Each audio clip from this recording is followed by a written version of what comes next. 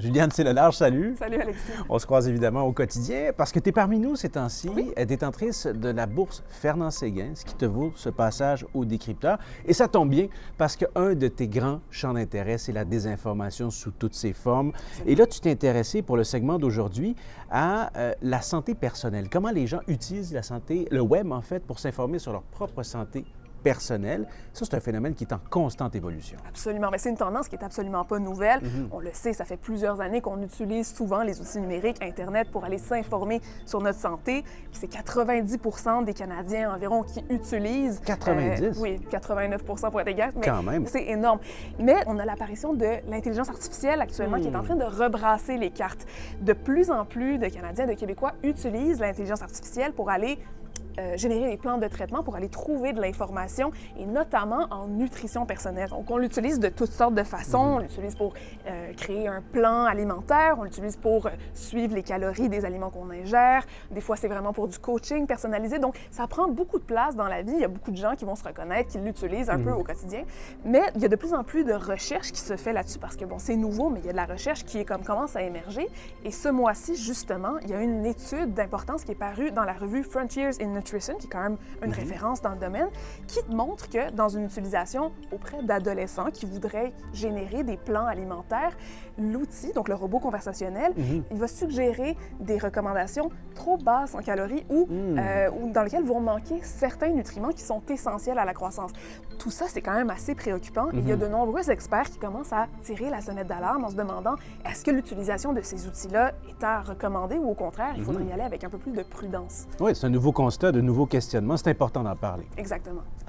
Voici une IA gratuite qui te fait tous tes repas pour toute la semaine. Je vais utiliser une intelligence artificielle pour décider de mon menu du jour et c'est ce que je vais manger aujourd'hui. Je te montre comment j'organise mes repas de la semaine en 10 minutes. Je vais sur ChatGPT. Ce que je suis en train de manger là, c'est la meilleure recette du monde créée par intelligence artificielle. Depuis l'arrivée de l'IA, on est nombreux à l'utiliser pour faciliter nos pratiques d'alimentation. Mais est-ce que c'est une bonne idée?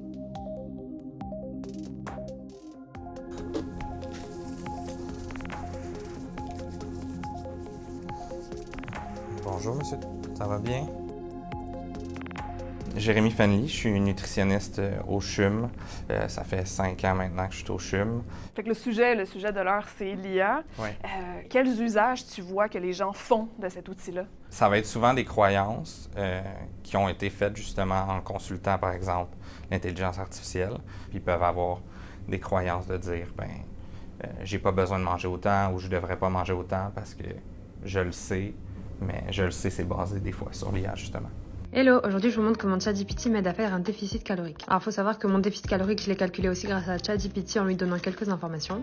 C'est rarement approprié, ça c'est sûr. Ça emmène beaucoup de désinformation. Normalement, ils devraient aller voir un nutritionniste puis avoir une consultation.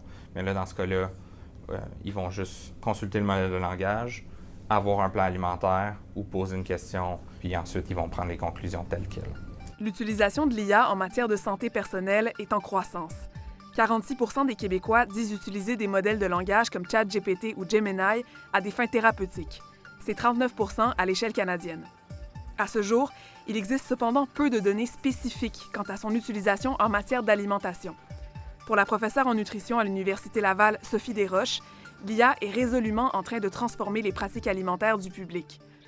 C'est en fait un outil qu'on peut utiliser, à qui on peut poser des questions. Par exemple, on lui demande de nous proposer un menu de la semaine avec des aliments qu'on a déjà dans notre réfrigérateur. Bon, oui, ça peut nous donner là, des idées, puis des idées de recettes, etc.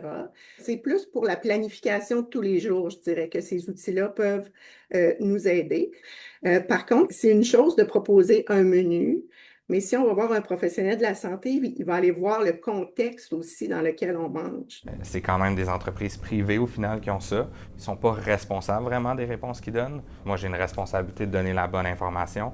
Le modèle de langage n'a aucune responsabilité en arrière. D'ailleurs, la question se pose. Est-ce qu'on peut faire confiance aux données produites par l'IA en matière de nutrition? Il faut le dire, la recherche sur le domaine en est encore à ses débuts.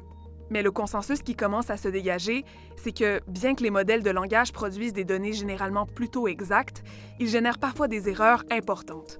Ils ont par exemple tendance à sous-estimer les besoins caloriques et à couper des groupes alimentaires, même pour des populations avec des besoins spécifiques, comme les adolescents. Plus grave encore, l'IA produit parfois des données inexactes qui peuvent avoir des conséquences directes sur la santé des utilisateurs. Quelqu'un qui aurait, par exemple, des allergies, donc on peut lui demander un menu sans allergènes. Puis là, on se rend compte dans les études que finalement, il y a quand même une certaine proportion des recettes ou des suggestions qu'ils nous donnent qui comportent des allergènes qu'on a. Donc ça peut être quand même très problématique. Les modèles de langage, comme on connaît ChatGPT et autres, ils vont se baser de plus en plus sur des réelles études qui se sont passées. Mais la grosse différence, c'est que ça peut être des études qui sont faites chez une personne, ça peut être des études qui sont faites chez 10 personnes, mais c'est pas des études sur 10 personnes. Comme clinicien, je vais jamais considérer ça pour la population générale ou une étude à grande échelle. J'ai des lignes directrices que je suis, j'ai des gros consensus scientifique que je me base, mais l'intelligence artificielle va aller chercher des études et nous donner des sources, mais basées sur un manque de contexte et des études qui sont peut-être pas fiables et suffisantes pour donner des recommandations comme ça. Ce qui préoccupe notamment les experts, c'est justement l'absence de clarté quant aux données sur lesquelles les IA sont entraînées et auxquelles elles se réfèrent.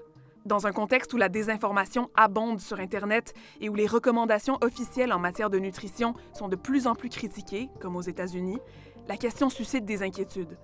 Les modèles de langage ont tendance à prendre des sources qui sont très vues ou qui vont être très médiatisées, ce qui est le cas pour les recommandations américaines, ce qui serait justement des fausses recommandations qui ne seraient pas adéquates du tout. Puis ensuite, sachant que ça produit ces interactions-là, cet engouement-là, ben, ils vont réutiliser. Puis là, veut pas, on a un biais qui s'installe de on veut tout le temps proposer ces recommandations-là parce que l'utilisateur répond en disant que merci et c'est tellement intéressant et tout ça. Donc, l'IA en nutrition, c'est à proscrire? Pas si vite. Dans le milieu de la santé, ces technologies sont de plus en plus utilisées et aident les cliniciens dans leur pratique quotidienne. Le CHUM, par exemple, utilise depuis 2019 un logiciel d'intelligence artificielle spécialisé pour prévoir les quelques 700 menus servis à chaque repas. Un vrai défi de logistique, puisque tous les menus sont conçus sur mesure selon les besoins spécifiques des patients. Je m'appelle Marie-Hélène Chapadeau, je suis chef de service du secteur qu'on appelle la gestion des menus. Au CHUM, on utilise un logiciel qui s'appelle WinVision, qui est fait par la compagnie Nutritech. Le module vient vraiment nous aider à faire des menus vraiment personnalisés à chaque patient. Parce qu'avant d'avoir ce module-là, on avait des diètes standards. Par exemple, un patient qui avait besoin d'une restriction en sodium, on avait créé une alimentation pour lui qui s'appelait alimentation sans salière. Donc, tout le monde avait ce régime-là, peu importe c'était quoi les vrais besoins en sodium du patient. Tandis que depuis qu'on a ce logiciel-là, on est capable d'aller cibler exactement chaque besoin de patient. Une chose est sûre, on ne peut pas se passer du regard humain. Même en s'aidant de l'IA, la technicienne doit revérifier le contenu des menus produits. Le logiciel, parfois, fait des erreurs ou propose des aliments ou des mets qui sont peut-être moins adaptés pour son patient. Donc, elle doit refaire des fois des changements là, pour l'adapter. Mais notre logiciel est auto-apprenant. Donc, c'est là la part d'intelligence artificielle. C'est que plus on le corrige, plus il apprend, plus il s'adapte, meilleur il est. Donc, oui, on s'aide avec l'intelligence artificielle, mais c'est pas la panacée. Il faut faire attention. Ce serait ça mon message. Les intelligences artificielles qui sont développées pour le particulier, il n'y a personne qui contre-vérifie ce qui est envoyé. Ce qui est intéressant, ce sont les idées. Pour ne pas être tout seul peut-être à faire sa liste d'épicerie, puis juste pour peut-être varier notre alimentation. Mais il faut quand même rester vigilant en lien avec est-ce qu'on a tous les éléments dans notre alimentation qu'on va avoir besoin. Qu'est-ce que tu dirais à quelqu'un qui serait tenté d'utiliser un modèle de langage pour se faire un plan alimentaire, pour s'aiguiller dans son alimentation en général? Qu'est-ce que tu lui dirais comme conseil, là? Premièrement, de ne pas le faire. Okay. Ça serait ça mon premier conseil. C'est sûr que je conseillerais d'aller voir un professionnel de la santé qui, justement, est capable de prendre en compte tout le contexte puis toute la personne au complet pour faire un plan qui est personnalisé et qui est adéquat. Je pense que les risques de faire du mal sont un peu trop grands quand on utilise les modèles de langage. Il y a plus de risques de, justement, développer une relation trouble avec les aliments. En tant que tel, Je pense que c'est correct de poser la question au modèle, mais ça reste qu'il faut prendre avec un grain de sel, puis c'est pas un professionnel de la santé.